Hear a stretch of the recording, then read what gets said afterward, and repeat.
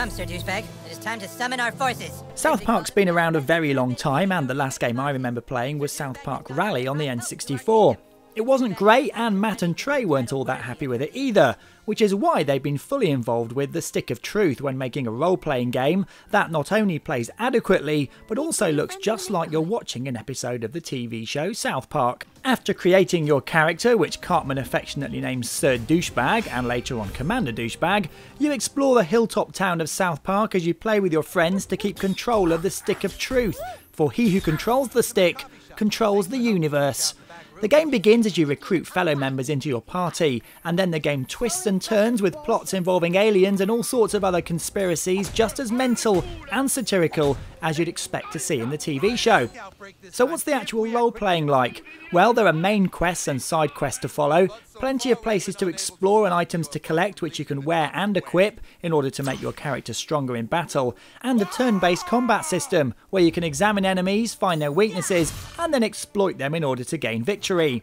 Combat is fun, but it's not the visual treat you'd expect from playing something such as Final Fantasy. Instead, it's just funny. It's also not that challenging, seeing as each character is allowed to use a healing or status potion as well as an attacking move each turn. Some people, however, will find this to be a bonus if the story, rather than the combat, is the reason you're playing the game in the first place.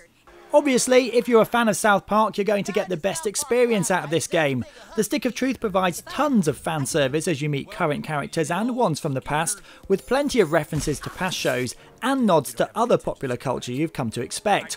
Although, Cartman does seem to drop a lot more F-bombs in this game than he seems to when I watch the actual show.